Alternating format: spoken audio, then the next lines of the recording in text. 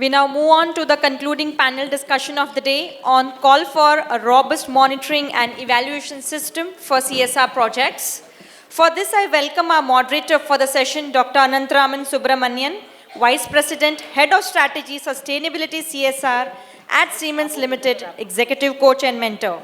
And our panel members, Ruchi Khemka, CSR Head, Deutsche Bank AG, Anagha Mahajani, Chief Impact Officer, Ambuja Foundation, Manish Kumar, Head ESG and CSR, ICICI Bank Limited, Prachi Nautiyal, Vice President, Grant Management, Workplace Campaigns, Impact Assessment, United Way of Mumbai, Saloni Gupta, Regional Head, Corporate Advisory, Sattva.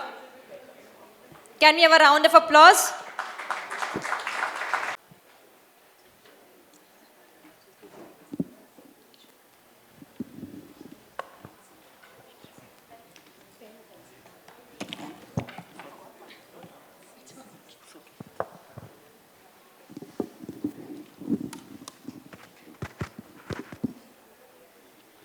So good evening friends. So I think this is already past the time when the traffic is going to begin to beat us, and due to this reason I want to make two commitments. One is I will close the session, endeavor to close the session by 6:15, the originally planned time, which automatically also means that I have to seek my panelists' pardon when I will strangle your time budget a little bit more with your advance permission. Sure. So thank you. So with this understanding or an MOU, I want to start with a little, bring this corporate spirit into the CSR before we dive into this monitoring and evaluation. I'm just taking the quote from Jamshedji. So the reason I picked this quote is that I'm very new to CSR, although from my white hair you can figure out that I'm over 3 decades experience in the business. I come from a strategy background. In CSR, I used to think that community is a stakeholder. But his clear statement is that community is not a stakeholder. Community is the very purpose of your existence. Your means the capitalist existence. And that's when I realized that what differentiates between a successful organization and a transformative organization is that a successful organization is capable of delivering shareholder returns, whereas a transformational organization, in addition to returns, it is also able to empower and elevate communities. That has stuck with me.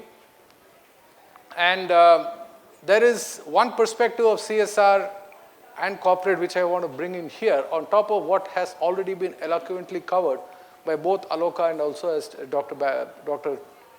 Bhattacharjee.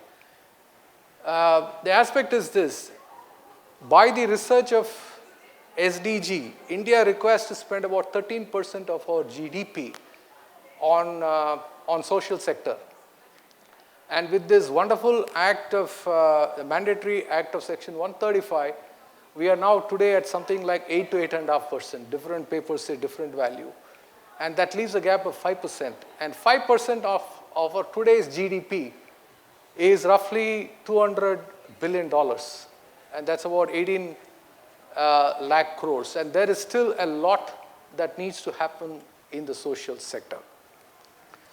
So on this note, I want to also share with two quick takeaways which I learned over the last couple of years with my own hands into CSR. What is the change that is happening in the corporate is that there is a clear maturity from philanthropy to impact. Impact as in empowering communities. And there is indeed a strategic approach to CSR by organizations. And why I call the strategic approach is that this is super critical in delivering a reliable, let's say, benefit to those beneficiaries that you have in mind through monitoring and evaluation.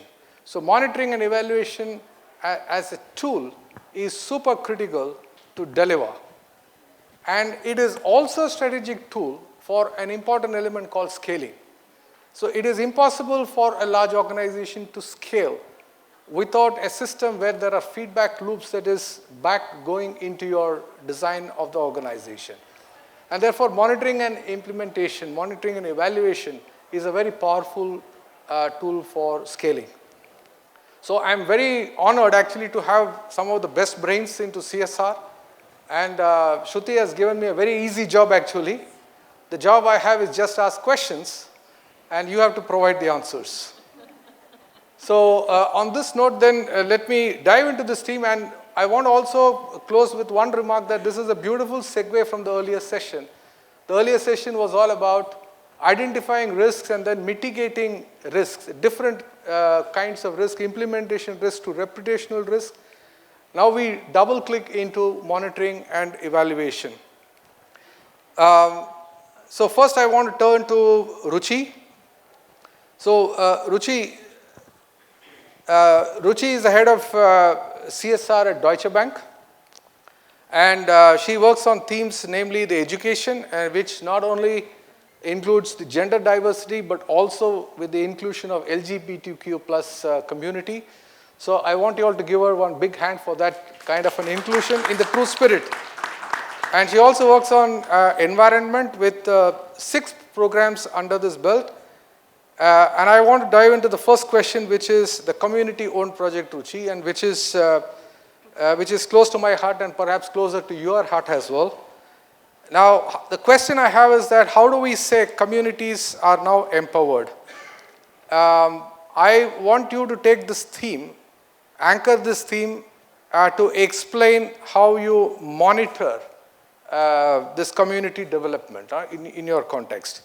And again, I want to request you to see if you can complete by 3 minutes. And as I will have more budget release, then certainly we can expand our discussion. Thank you again. Thank you. I'm going to try. I'm keeping a watch on the clock. Thank you for having me. Thank you for the question. Rightly said, we focus on multiple sustainable development goals. But just from a CSR strategy, I think what is really core to us is how do you create long-term, irreversible, and sustainable change in communities. And that's core to all the programs that we run, whether it's education, livelihood, healthcare, environment.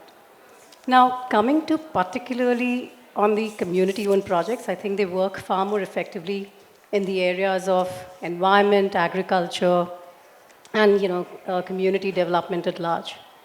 So the way we work on it, just a quick background is, we don't have a foundation. We first identify a non-profit partner, get them to do a need analysis, a gap analysis into the community and what the whole program aspect is.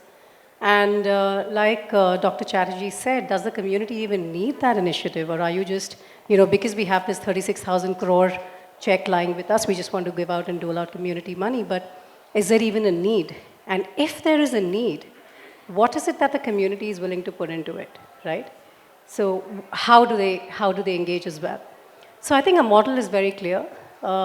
You first engage, which essentially means you understand, work with the community and see what is the need, prepare that plan, empower them, which means make them partners in the whole journey by saying that you own the, if it's a program in a village, you are a part of the village development committee.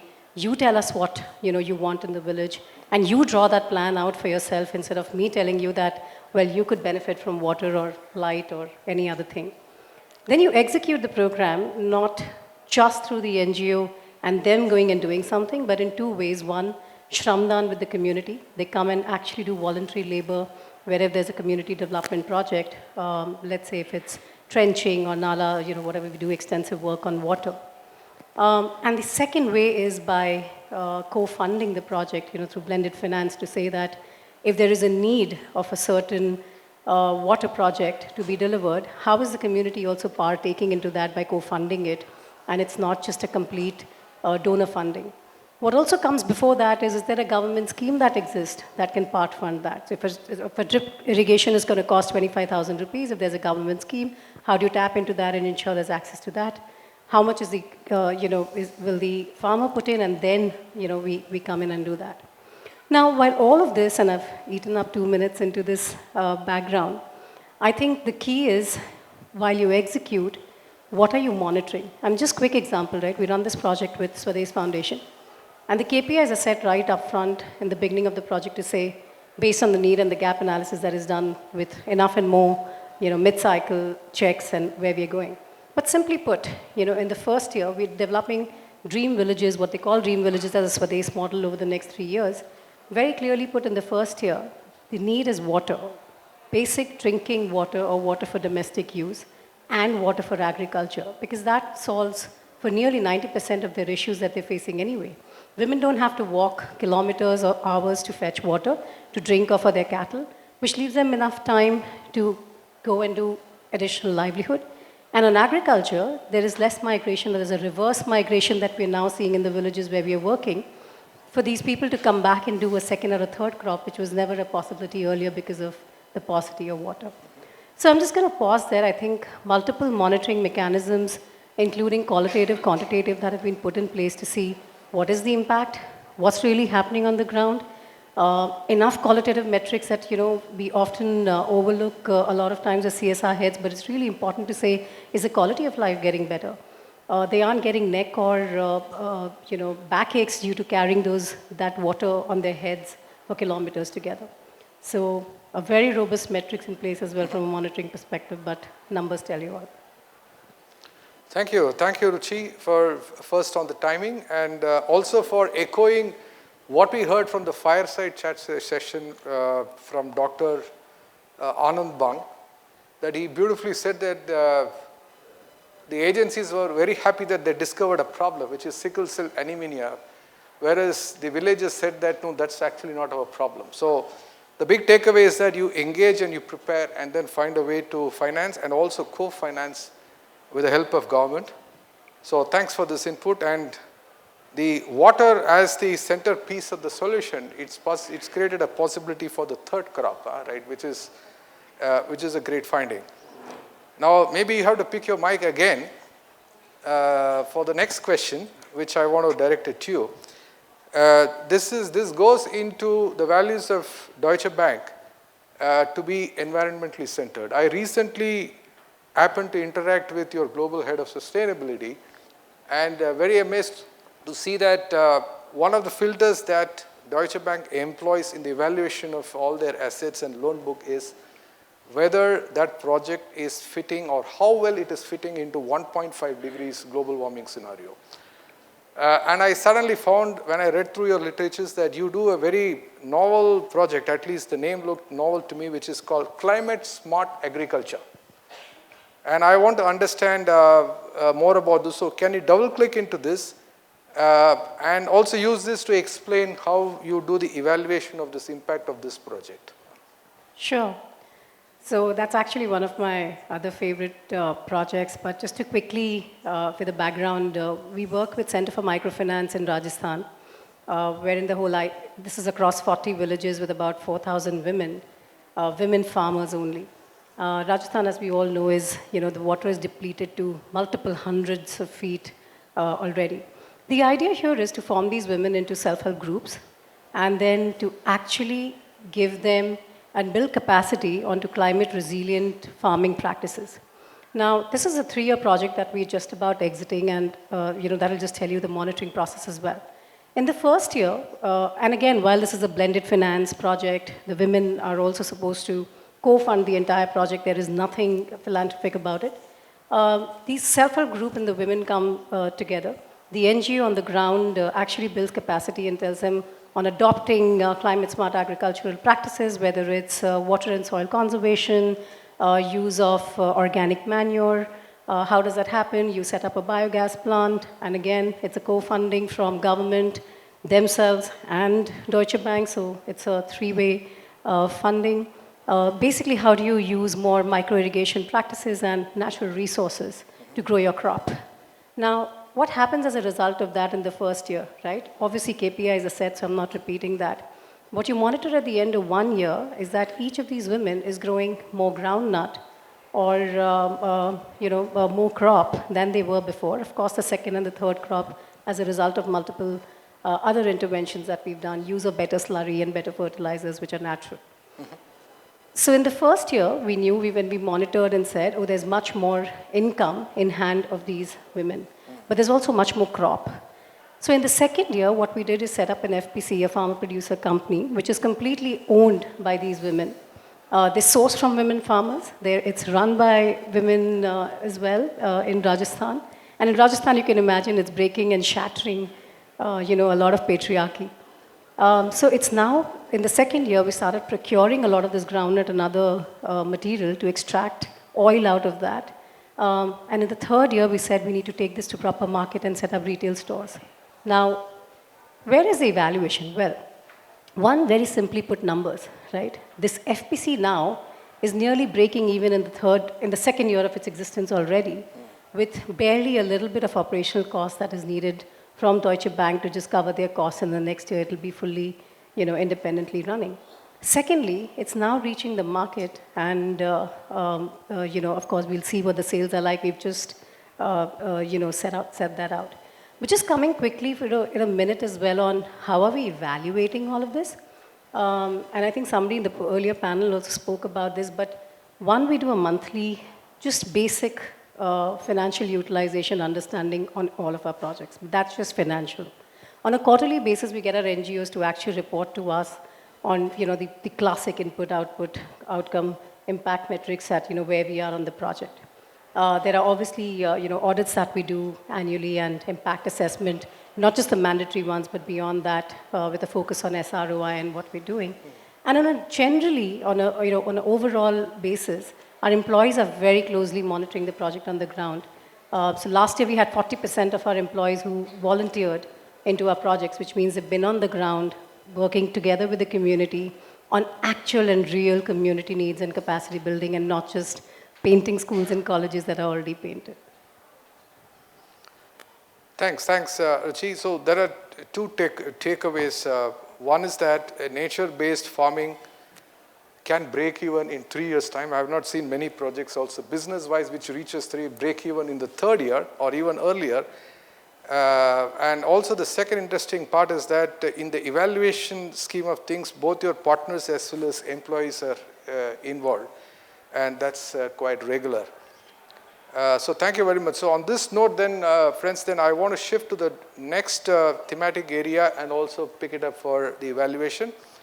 And I have chosen healthcare, which is again one of the key elements of all the corporate spending. And I want to turn to Manish ji. So a quick word about Manish. Manish is the head of ESG and CSR at ICICI Bank. ICICI is among the top 10 spenders on CSR in the country among the private sector. And what I really like is there is a clear focus on not only healthcare but also environment that subsumes both community development as well as rural livelihood. And I was enamored by one phrase that he used during the course of our tea discussion that is called socializing strategy. And I am a strategist and I hate the word socializing of a strategy because strategy is always a closed door. But he has got a very novel approach of scaling, which he calls it a socializing a strategy. So thank you for that input. So what I want to ask you, Manish, is taking one of this high spend area, which is your healthcare, can you share your big story of how you created a shift in the health outcomes through your interventions? And what is important is that for that scale, which is far higher than any average spend, what is the monitoring or the evaluation tool? You can choose either monitoring or the evaluation as you would like, and perhaps both also if you can, in the next 3 minutes. Thank you. My time starts now. First of all, I would like to thank Bombay Chamber and the organizers for having me here, giving me this opportunity to, participate in this discussion. We at ICICI Bank, I'll just take a minute, we do our activities a little differently. We have our own ICICI Foundation, and we actually give all our grants to the foundation. They have people on the ground, about 300 member team. which is working pan-India. So we are actually beating a lot of what was discussed earlier in the panel. So we are not location specific. Themes are clearly defined by the board, and that actually gives a lot of agility, flexibility to the foundation to identify projects and implement them on the ground. As far as healthcare is concerned, I think for most of us it became an important focus area. I think COVID was the biggest event, the game changer. While a lot of projects were being done at that time on the ground in a granular fashion, but our board took a view that we need to now do it a little more differently. We need to ensure scale and sustainability. We can't be doing one project, exit the project, take on another project, especially, the CSR funds are very clearly linked to profit, and, I think corporate India has been doing very well on that, so the kitty is only swelling. So what we have now done, and this is where the socializing of the strategy comes in, we are looking at projects which can actually sustain over a period of time on its own. We provide the infrastructure. So coming back to healthcare, cancer as a lifestyle disease is something that we felt is now emerging. It needs support. We enrolled ourselves as part of the National Cancer Grid. We chose a partner like Tata Memorial Center, and we have committed funds for the next 4 years, because that is what the CSR law permits. We have committed funds for setting up 3 greenfield projects as cancer center facility. Now, when I say greenfield, it reminds me of my days when we were doing project financing in ICICI. So a lot of learning actually has come from there. Coming to, how we are doing it, we have set up a steering committee along with Tata Memorial Center. That is where the entire monitoring part comes in. The co-designing comes in. So we bring resources to the table. We discuss it with all the partners. So Tata Memorial Center, they will provide the technical knowledge. There are project management consultants. There are EPC contractors. We all sit on the table together, co-design, agree on the norms, agree on the timetable, and through the steering committee, then there is an active monitoring. Any course correction that needs to be done can be decided upfront. We don't really need to wait. And that is how we are actually doing it on an ongoing basis. Again, coming back from our project finance, background and experience, we have internally facilitated it within ICICI Foundation through technology that they have adequate, monitoring. They need not necessarily be present on the ground. Reports can come in through systems. We are able to monitor the progress. PERT charts are in place. Reporting is happening on an ongoing basis to the foundation's governing council, to the bank's CSR committee. That is how we are doing it. So thanks on that. So I have made 2-3 notes. One is that the kitty is swelling, which you said, and that's nice to know that. And secondly, this is more like a center of competence establishing that you have done with Tata Memorial, and together with the other partners you have co-designed, right? And of course, there is no difference between a classical project monitoring tool that we as an engineering organizations deploy or what you have done to scale this healthcare. So thank you on that. Now, I just wanted to expand the scope of the discussion to a broader landscape from individual areas to something larger, which we can call it as rural development. And for this purpose, I want to turn to Anagha. So as some words of introduction, what struck me is that, of course, Anagha is the Chief Impact Officer of Ambuja Foundation. And what immediately caught my eye is that the purpose of this foundation, which was formed, is to generate rural prosperity.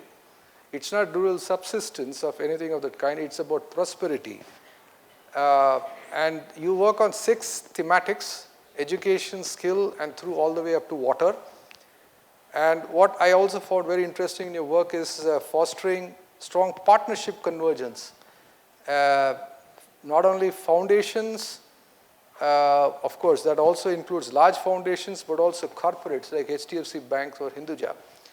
So what I want to put to you, Anagha, is you're also among the top 50 spender.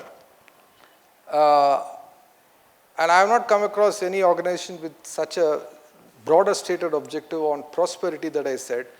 So I want you to explain a little bit about what this venture is, of bringing in rural prosperity. And what is more important for us to understand is prosperity is a construct. It's not a measurable behavior. So therefore, kind of curious to understand how do you evaluate the impact of which is called prosperity? Sure. So first of all, thank you to the organizers and thanks Subbu for catching that word on prosperity. I think we will have to understand prosperity in the context of social development. And we as an organization also evolved in terms of differentiating two terms. One is well-being and the other is prosperity. As you rightly said, well-being is subsistence. Prosperity is where you have surplus. Prosperity is where you build assets. It is measurable, it is quantifiable. And I would like to refer to the McKinsey concept, and I found it very interesting, wherein they speak of 5 types of capitals that we need to invest in to be able to speak about change in social development. And they speak about natural, social, financial, physical, and human capital.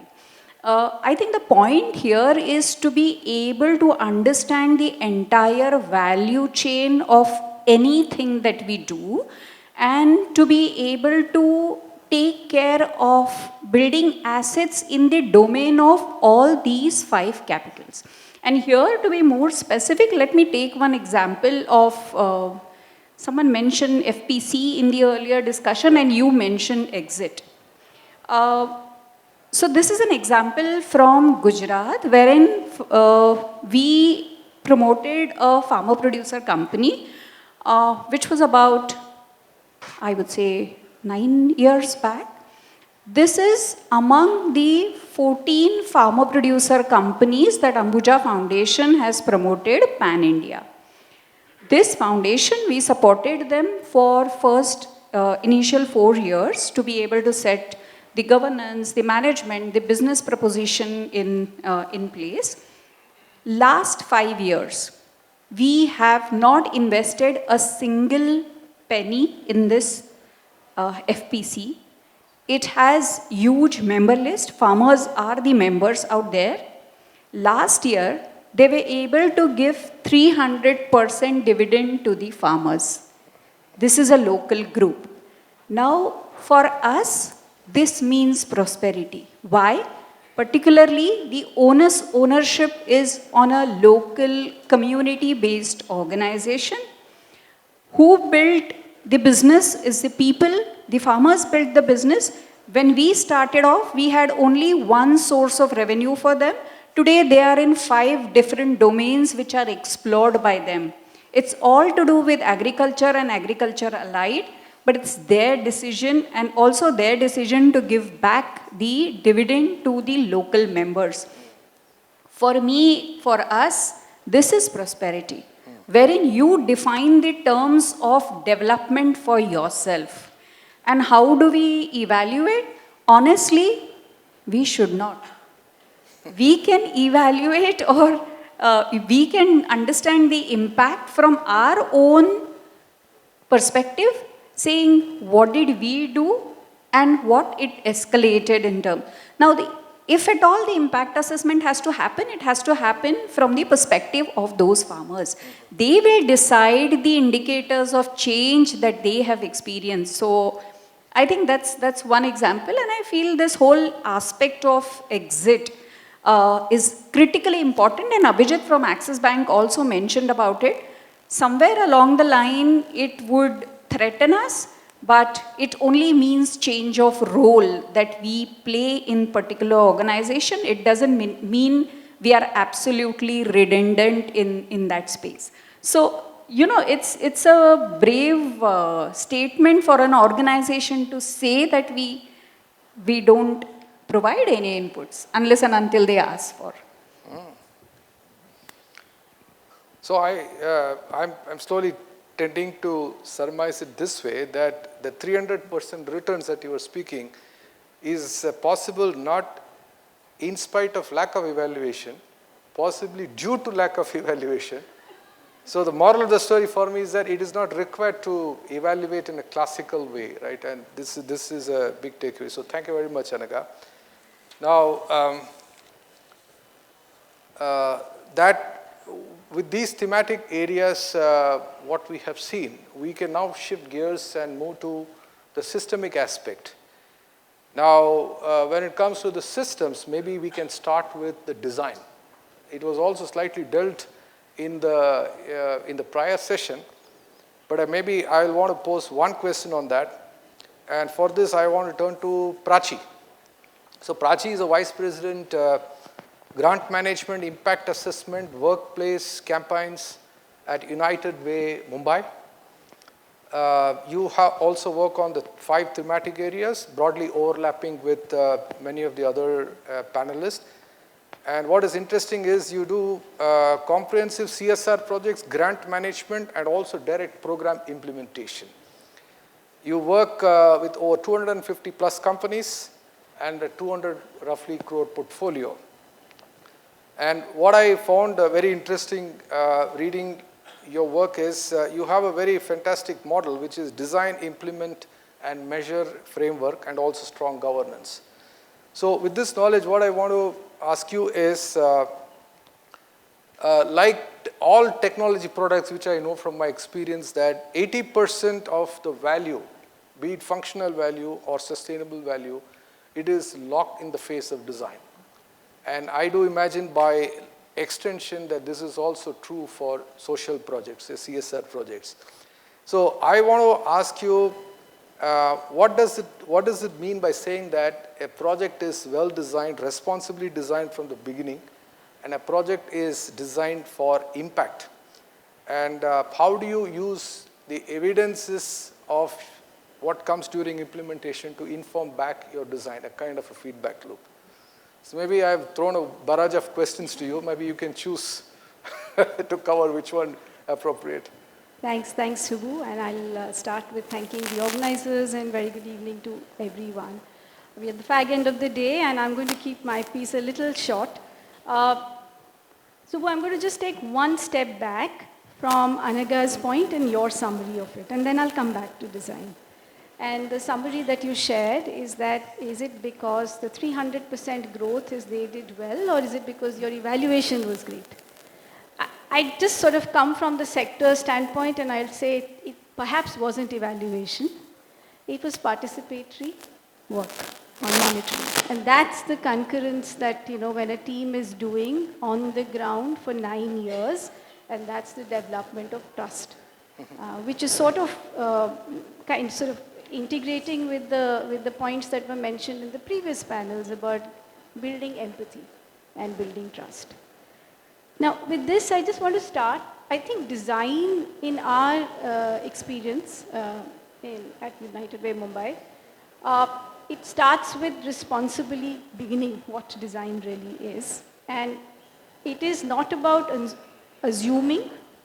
It is about grounding the design in the felt needs of the people, right? So we don't make an assumption. We also have our footprint in programs in agriculture. We don't go out there in our second phase of the program and we assume that there will be farmer yields that will go up.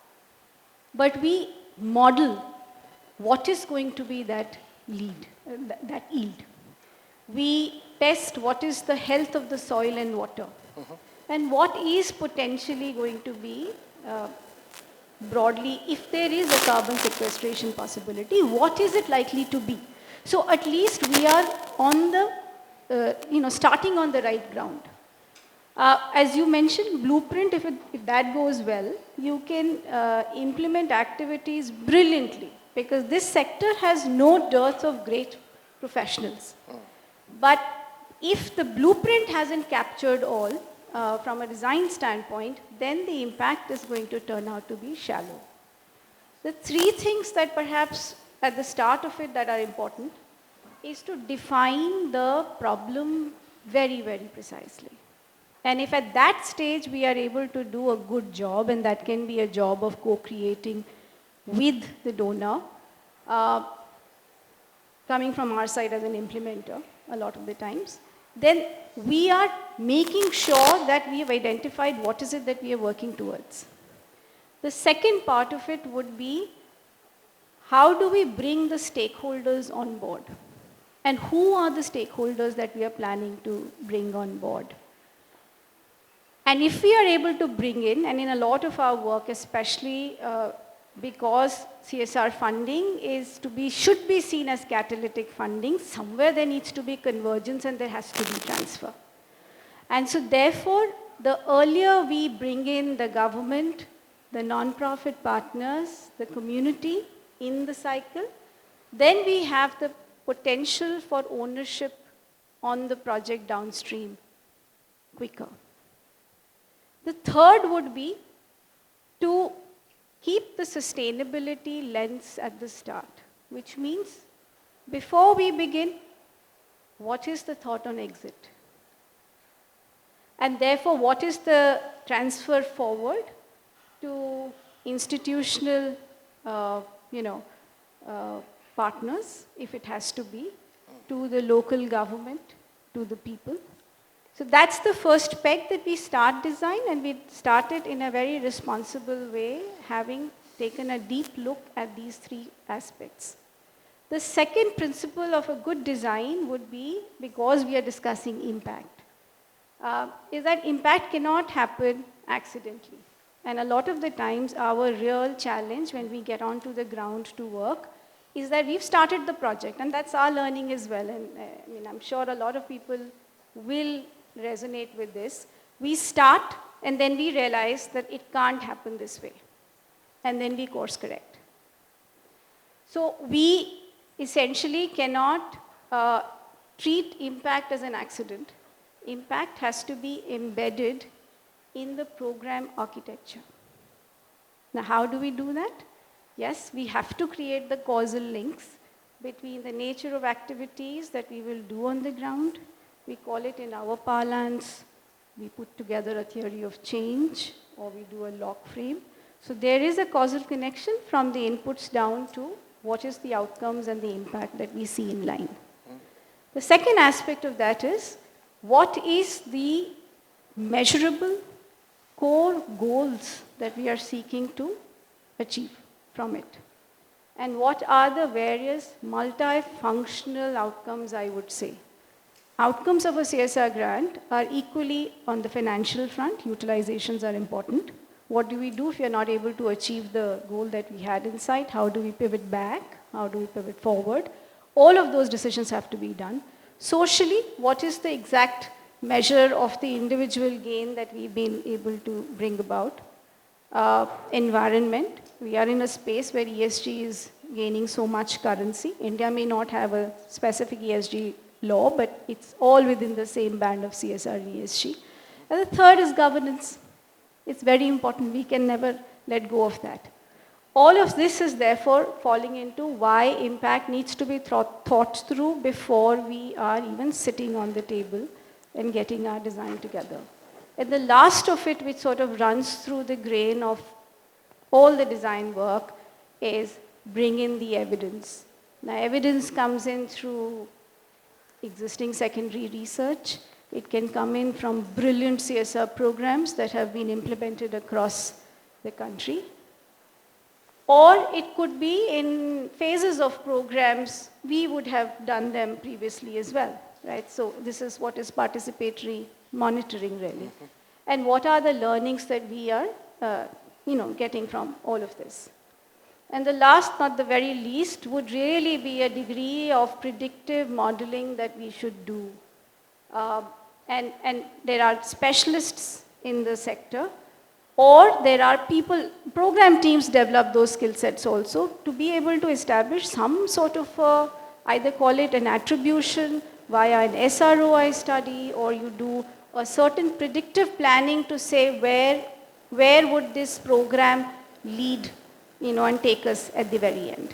And what is going to be my exit design? So once I decide to exit, who will be taking over?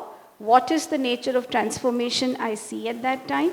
What is going to be the cost construct? I mean, we've seen any number of programs. It is so heartening to hear that 9 years downstream, your FPC is doing so well.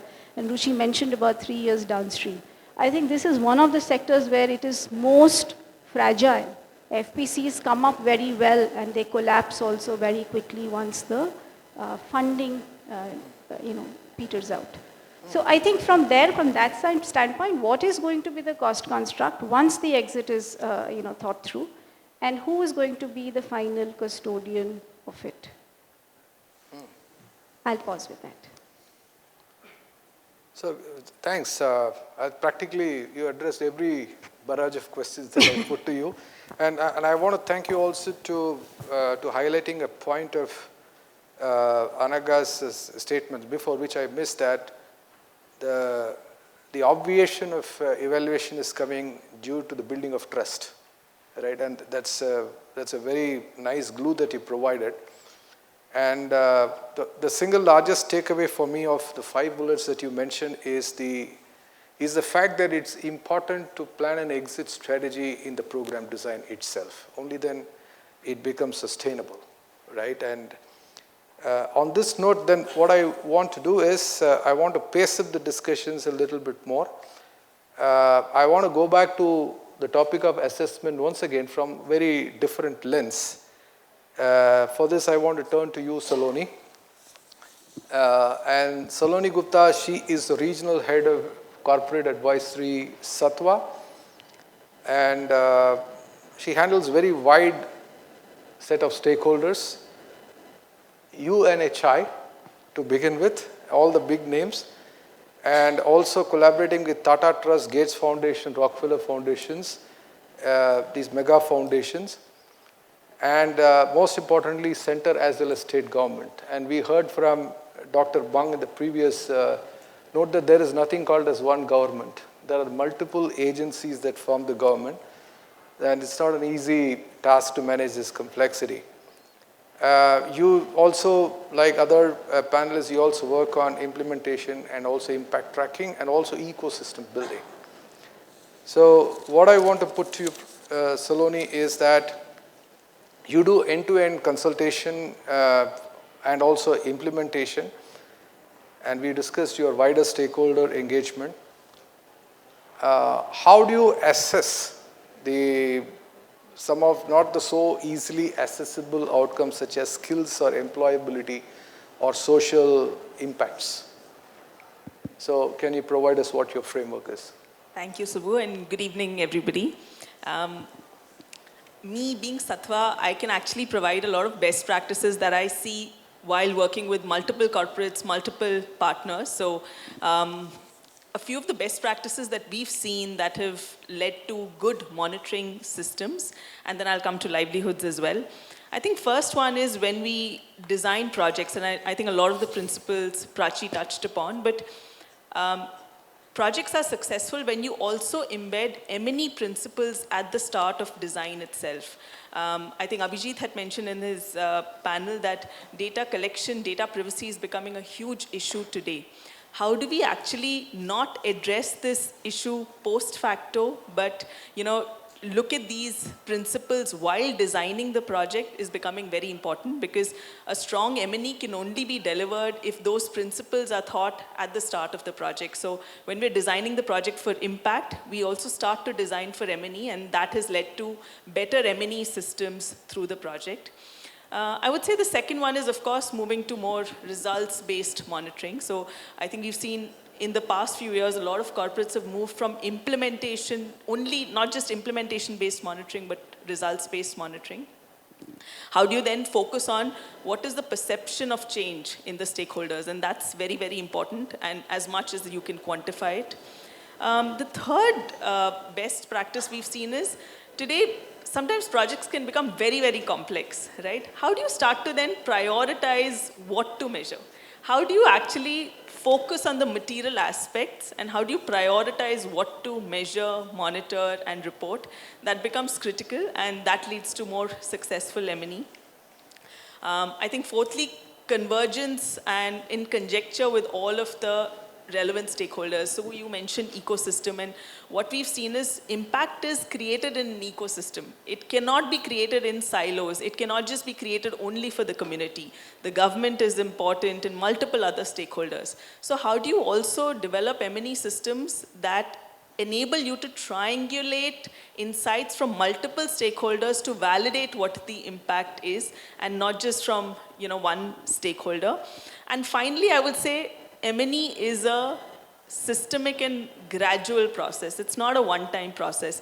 Oftentimes we see when the impact assessment has to be done, we're focusing on just reporting success stories, but M&E will only be successful if it is built right from the design. It's a gradual monitoring process and then final evaluation. So these are some of the best principles that we've seen while working with multiple corporates and NGO partners on M&E. On livelihood, like you said, it becomes sometimes very challenging, and I know Magic Bus is in the room, United Way. Sometimes even getting in touch with beneficiaries becomes very difficult. So two, three things we focus on is one, let's stay with the project until you want the outcomes to be tracked. A lot of the times the funding is only till the placement and not for retention tracking, which is where you see the outcome of actual increase in income. So one of the things we've started to emphasize is, can the project period be until retention? So that there are teams on the ground, there is relevant monitoring system, and you are in touch with the beneficiaries. Otherwise, in livelihoods, it's very easy to lose touch with the beneficiaries and for you to be able to get that evidence to monitor. Secondly, definitely that commitment to outcomes, because livelihoods, I think, is one sector where it's very easy to create a very objectable measure of outcome in terms of increase in income. So we've also started to see, again, in partnership with our partners, how we can commit to certain outcomes, how we can incentivize maybe increased outcomes, and that leads to much better performance. And again, third one is really work on these evidences. So these evidences are designed right at the beginning so that everybody is aligned to the evidences to be received, everybody is aligned to the frequency of evidences to be received, and we're able to monitor the same. So there is a lot of complementarity with what you observed with what Prachi was saying. One is on the evidences, and secondly, also building M&D as a part of the design itself. And important thing is triangulating these M&D parameters with all the stakeholders during the stage of design. So then we can move to, according to me, from a strategic standpoint, it's a very important element, which is scaling. So we have seen that there is a gap of $200 billion by today's gap estimation, and therefore we have to understand how these practices can be scaled. So maybe I'll turn to Manish, you here, because you're already on a very peak level of your spending on all the three areas of your work. And what I'm keen to understand is, how do you plan to scale, which is already scaled, which already looks gigantic and scale? Would you penetrate new geographies, or would you want to expand your programs in your existing catchment areas? So what's your strategy to scaling? So it actually has to be both. And the way we do it is we have decided the thematic areas in a manner which is scalable. So I'll take another example where we are working with within the forests. What we started doing as an experiment in one of the forest reserve, which is the Tadoba Forest Reserve, we were looking only at one problem, which was water. And we were trying to address the human-wildlife conflict. So we thought that probably the water reservoirs or the water sources dry up, because of which the animals then tend to go beyond their boundary. The communities, the tribal communities, are dependent on forest produce. and therefore they, obviously there is a human-wildlife conflict. But as we started work, we found that actually water can be addressed very differently. We started evaluating the source of water. We started looking at where the water flows, why is it not reaching the water sources. So how can we enable that? How can the water actually be retained? And that is where the sustainability aspect comes in. We started looking at, how we can facilitate things for the forest official. Simple things like, we are aware that electricity is not available all the time. Can we actually provide them solar units so that when there is an emergency, at least their walkie-talkies are fully charged up and available. We started looking at, where were the capacity gaps. So patrolling vans were not there. They were not capacitized. We enabled that. Veterinary vans, animal vet vans, they were not there. We provided that. We started working with the communities trying to create livelihood outside the forest. We inbuilt financial literacy into the program. So that is how we have looked at the entire ecosystem, and once we found that it is successful, we are looking at now scaling it up. And over the last 2 years, we have now started working with 56 forests. Similarly, in healthcare, when we are talking about, say, providing an equipment for cancer care, we are now looking at the entire ecosystem of, cancer care hospitals. So in case we are working with, say, Tata Memorial Center at one place, they have an entire network of, say, 15 hospitals. Do they have a need at other hospitals? Similarly, when we are looking at, skilling and training, we are working with the armed forces. They have regiments all across the country. So that is how we are trying to scale it up. So it's both essentially. You have to penetrate more geographies, and also you have to penetrate more programs within your existing work area. And also partnering with the ecosystem, with trained armed forces as an evidence that you mentioned. I have a little challenge on time for sure, and therefore I actually have 2 questions, and one, by design I missed. My apologies to you, Anagha, that was meant for you. And I want to switch to Prachi now for this last question, because that would just leave us some time for Q&A. There is something called as a grant management that you have in your program, and how I'm trying to connect this to scaling is that it's a program that models, it's a program model that channelizes funds from the companies to NGOs. So the greater this channel is working, that more NGOs are activated, and we also heard that there are 3 million NGOs in this country, the largest base of NGO. So can you explain this program and how it serves the cause of scaling? So it's not a program. It does serve the cause of scale. Grant management is nothing but impact architecture plus controls.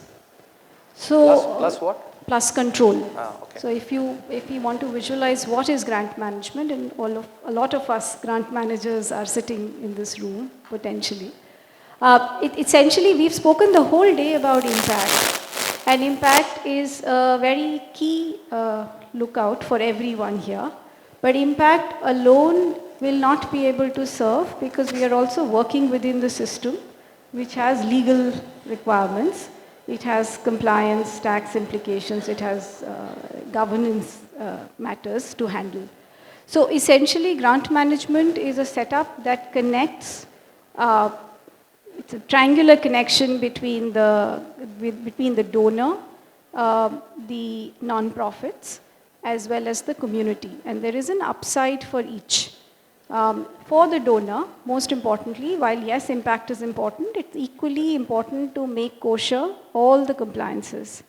And so grant management comes in here as a stewarding service that ensures that the entire program is thought through in a collaborative way, first of all. So the vision is set, and the entire design piece is taken care of.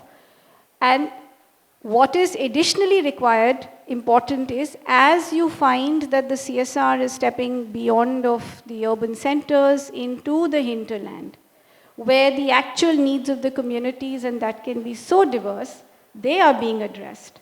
And this afternoon, we did a lot of that as well. it is extremely important to build the capacities of the partners that are working at the grassroots. And so a big portion of the grant management goes into building the capacities. Not every of the 3 million organizations. I mean, it is only a handful of organizations in the country that could even be at 100 crore plus sort of budget lines annually. Now, how do we ensure that this spread of scale does touch the lives of people who are working at the community grassroots level and the community themselves? So capacity building is a big piece, largely speaking from building the capacities on the governance front, on the reporting front. So the NGO partner is not only grassroots ready and fully there on the impact side of it, but also system ready. And to the company, there are also the other stakeholders that have to be satisfied. There is a board reporting that needs to go to happen, and the CSR reporting has to happen. That is also taken care of. As far as the community is concerned, community is at the eye level for the grassroots organization, right? And if you look at the whole triad, a donor working with the non-profit, with the grant management system, alongside the community, there is an integrating loop. It's not in silos. It's not just a channel of money as one would otherwise perceive. There is a lot of value creation that is happening, especially when one starts to look at scale. How do we, take a certain, program to scale? The other thing is, once a program is set, so for example, a framework is already developed, and we are looking at multi-funding. It's not a single funding. We're trying to create a pool of funds. This is the setup that actually enables more of the funders to come on board. Systems set, partners are set, and there can be that much more cascade of impact that can be achieved. So that is the long and the short of what grant management is. Thank you, Prachi. So it's an impact architecture and control, and what it's essentially doing is creating a corporate NGO and community triad. Then on this note, maybe I'll jump into the Q&A sessions. We have another 5 minutes. So maybe 2-3 questions we can take, Shruti. So mic here.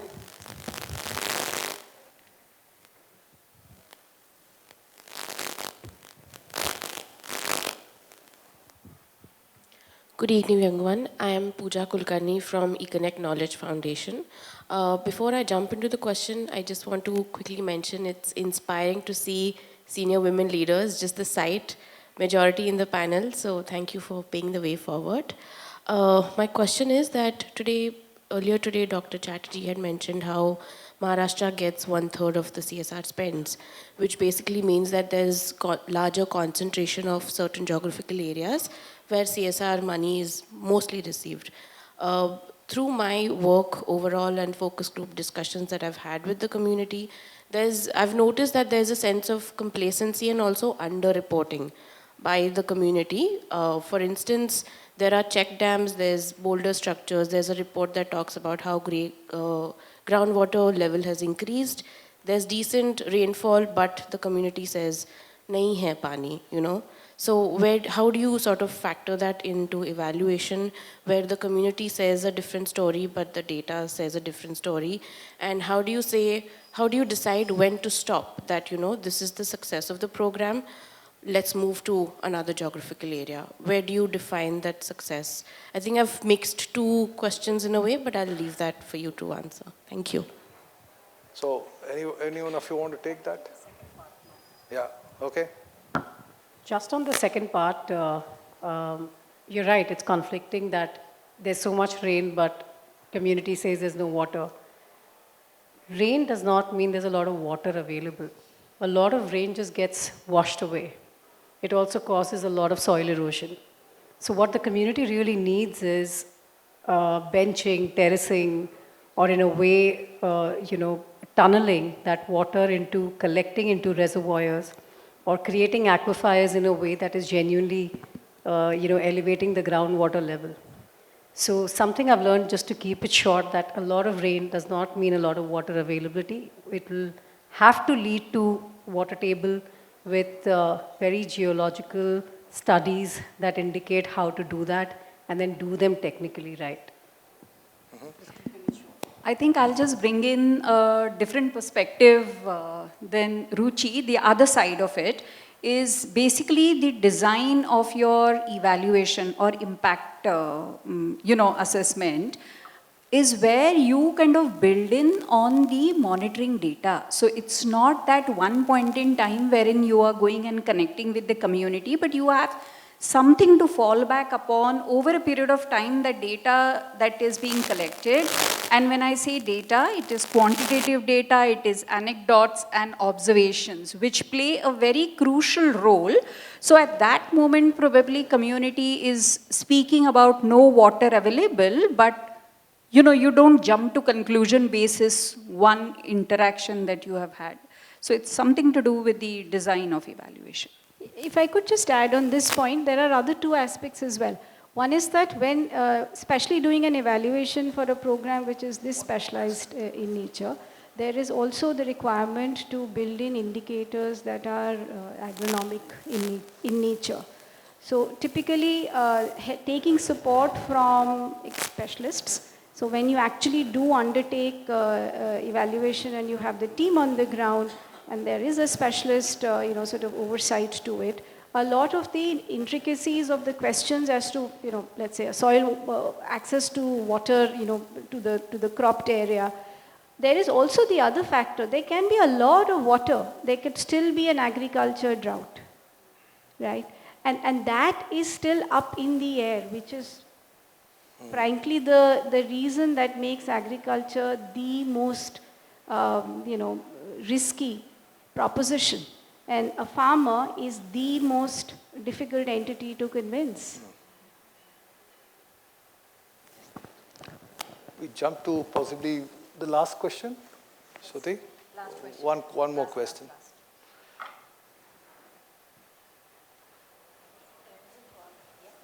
There is. So, hi, good evening everyone. I'm Dr. Bhavna Anjali from United Way, Mumbai. My question is related to result-based monitoring, which you spoke about. So, don't you think that it's a great tool to have, but at the same time, it restricts the outcomes to be exactly as you envision them at the beginning of the program? The results may have different connotations, and slowly while going about the program, you realize that it may not be the right thing to expect from the program. So how do you deal with such situations when you have like fixed approach? No, I think great question. My point is you move from not only implementation-based monitoring to results-based monitoring, but which means that you're focused on the results, but you're also very, very aware that results may either be higher or lower. So it's okay to sort of be aware of that fact and constantly monitor to see if the results are not what you're hoping to achieve, what can you do, at the implementation level to change that. So that's very important. Secondly, results is not just data-based. So I would say that how do you then triangulate what the actual result is by not just one data point, but multiple data points, tells you a lot of other anecdotes on the actual result, which you may not have predicted. So that's why it's important to keep that focus on result while being aware that results may be higher or lower, but to actually triangulate what the actual result is for a learning for the project. Sorry, if I can just add one comment, completely agree with her. But monitoring isn't about end result, right? Monitoring is constant. So there are enough and more times when we do course correction. Somebody else spoke about why are there never mentions of failures. Of course there are failures and they get documented in their own way. They may not make it its way in the CSR report or a board report. But that gives you enough opportunity to course correct and say, one bad project isn't a bad program, a bad outcome isn't a bad program, overall. It's just a hurdle and you course correct constantly. Yeah, thank you. Thank you. Can we have a round of applause, please? Thank you for the insightful discussion. Please stay back on the dais as I invite our Director General Sandeep Khosla to present a mementos to our speakers.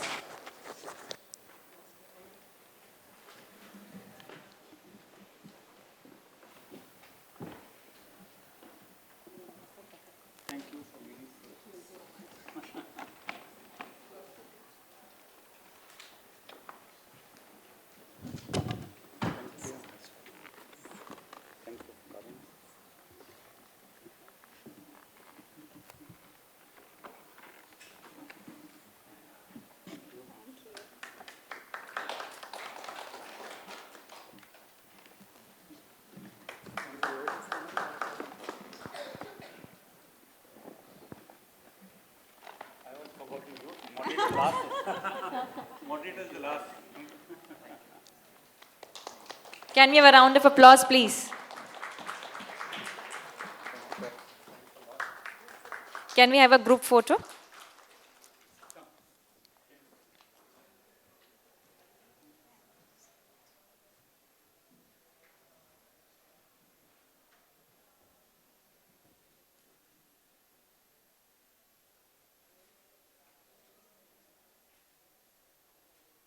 As we come to the end of today's conclave, I request Mr. Sandeep Khosla, Director General, Bombay Chamber, to deliver the vote of thanks.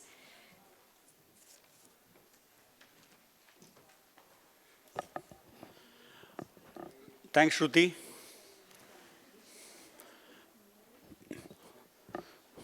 We had a wonderful afternoon and very insightful right from the start, where our President Rajiv Anand, as well as our chairman of our CSR committee, Aloka, delivered their welcome to Mr. Chatterjee, to both the panels, as well as the fireside. So I think they were very, very interesting, very, very informative, and a lot to take back home.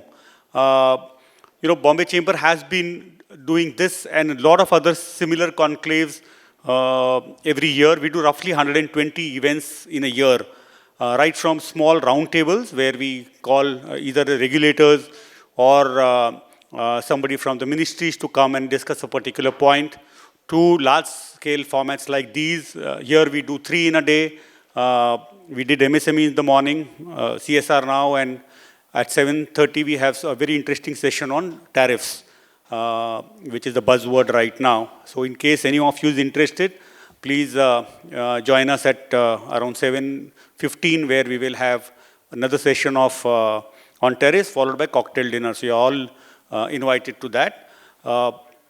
We've been doing this for a long, long time. As Rajiv mentioned in his opening address, 2 months from now, we'll be celebrating our 190th Foundation Day, 190. It's the oldest chamber in India. We were set up in 1836 by 7 Britishers and 3 Parsi gentlemen. And this was set up next to the port because during those days, most of the trade used to happen only via the sea route. Bombay Chamber impressed upon the British government to get the railways to India. So even if you go to the railway museum, you'll find a plaque which thanks Bombay Chamber for getting railways to India. Of course, the reason at that point of time was more to transport cotton from interior to the city. But Bombay Chamber played a key role in that. Bombay Chamber also did many of the first activities, including telling the British government that we'll do the budget in the evening every year. Till the Narendra Modi government came in, the budget used to be in the evening, which the Bombay Chamber had done. Bombay Chamber had a permanent seat till 1976 in the Mumbai Port Trust. And currently, we enjoy a very, very close association with all the ports, with the shipping industry. So we do a lot of advocacies and, like these and others. I think in the month of November, we will be doing a sustainability conclave, and most of you are invited to join us there as well. Our sustainability is headed by Anirban Ghosh of Mahindra & Mahindra, and he's been, again, doing a great job. My colleagues Tina and Shruti are here. They would keep on interacting with all of you. A lot of you all are members, but in case you're not a member, we invite you to become a member, contribute both to the industry, to Bombay Chamber, as well as, look at what learnings we can have collectively. I think as Bombay Chamber steps into the 200th year, I know 10 years more to go, I think there's a lot which can be done. And with support from all of you, I think we'll be achieving that. So thank you all once again for being here. I hope it was a fruitful afternoon. And invitation is there to stay back with us and network with us over tariffs and over a drink in the evening. It's a long way to go back, with traffic on both sides. So you better stay back and go late night, where the traffic going from west to east will become easier. Thank you.